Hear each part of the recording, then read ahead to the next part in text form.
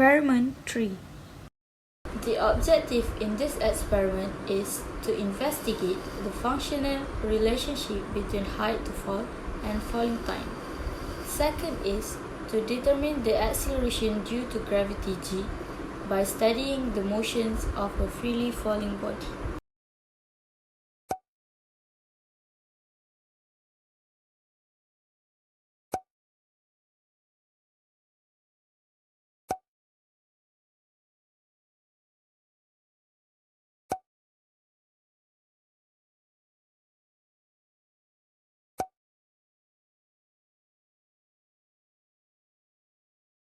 Procedure and setup.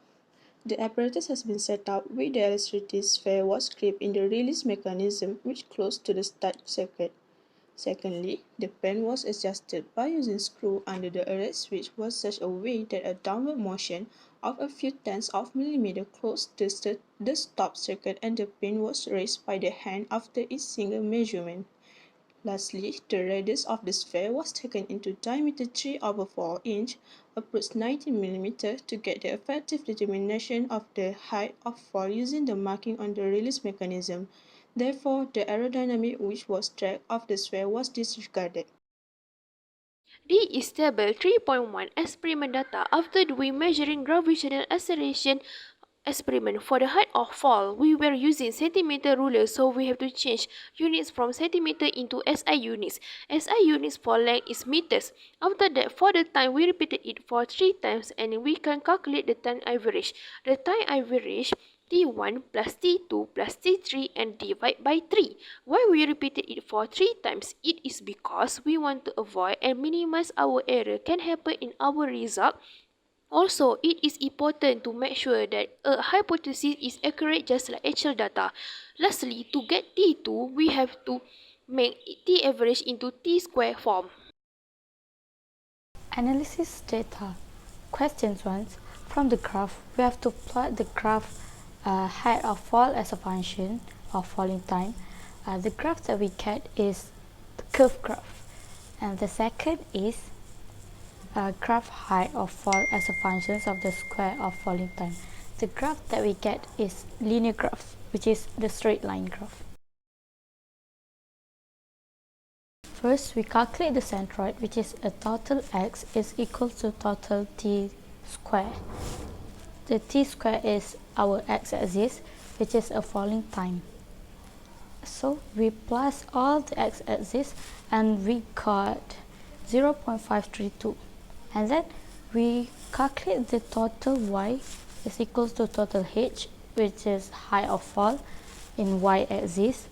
The answer that we get is 2.75. And then the formula of centroid is total x divide n, comma, for the x-axis, and for the y-axis is total y divide n, bracket, and then the answer that we get is for the x-axis we get 0.0532 and the y-axis we got 0.275. To calculate the gradient, so the coordinate that we use is 0, 0 and 0.10, 0.50. The formula of gradient is m equals to second y minus first y divided second x minus first x. So the total gradient that we get is 5.00 ms square. The formula of maximum gradient and mean gradient is totally the same from what we got and use for the gradient, normal gradient. So what we got, the maximum gradient is 5.26 and the minimum gradient is 5. The formula for uncertainty of m is 1/2 m max minus m min, and the value that we got is plus minus 0.13 ms square. How to calculate the g? So we use the kinematic equation, which is s equals to 1/2 at square, and then h equals to bracket 1/2 g bracket t square. We compare with y equal to mx plus c because the graph is linear, and then the equations will be h equals to 1 over 2g t square and m equals to 1 over 2g, g we got 2m, g equals to 2m, so equals to 2, the m that we got we subs into m, the value of m, and then we got 10.00 ms square. After we got the value of g, we combine them. We combine the uncertainty of m. The uncertainty of m is equal to uncertainty of g, so that it is the same thing. The value of g is 10.00, uncertainty is plus minus 0.13, and the unit is ms square. For the percentage difference, we use the formula x1 minus x2 divide x1 plus x2 bracket divide 2, and then modulus times 100%. The x1 is g experiments is equal to 10.00 ms square, and the x2 is g standard is equal to 9.81 ms square. The value of percentage difference is 1.92%. Percentage error.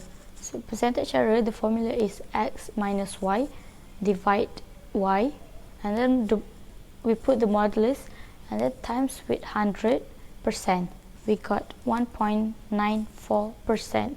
The value of x is 10.00 ms square, which is the g experiment, and y is 9.81 ms square, which is the g standard. There is no experimental error in this experiment because the value of g experiment that we got was close to g standard, which is g experiment is equal to 10.00 ms square and g standard is equals to 9.81 ms square. Acceleration due to gravity, also popularly known as free fall motion. Definition for the free fall is the vertical motion of a body at constant acceleration g under gravitational field and a resistance is negligible. According on the data result that was recorded, two graphs were produced. The first graph shows the height of fall hm as a function of falling time, and the second shows the height of fall hm as a function of the square falling time graph. When the height of object fall increases, the falling time becomes more slower. The value of gravitational force g that we get in this experiment has close to the standard value of gravitational acceleration. The percentage error in this experiment value is 1.94%, and percentage difference between standard value gravitational acceleration and the experimental value of gravitational force is 1.92%. After conducting experimentally about measuring gravitational acceleration, we were able to see how gravitational acceleration was measured. Because a lot of people wondered about how we can get value gravity acceleration with what kind of technology things are used until the existence of a fixed value of gravitational acceleration is. In this experiment, we know how to find a relationship between height and time. It will take from the falling sphere into support base with using impact switch and digital counter. Acceleration of a gravity is the acceleration caused by the gravitational force of attraction of things in Earth. It has direction and magnitude, so it is a vector quantity. As a result, the acceleration due to gravity is directly proportional to the mass of the object and inversely proportional to distance from the center of the mass. In this experiment, investigation between height of fall and falling time was successful. It's proven that height is directly proportional with time. For example, the lower the height, the shorter the time taken. Hence, the acceleration due to gravity also can be determined during this experiment.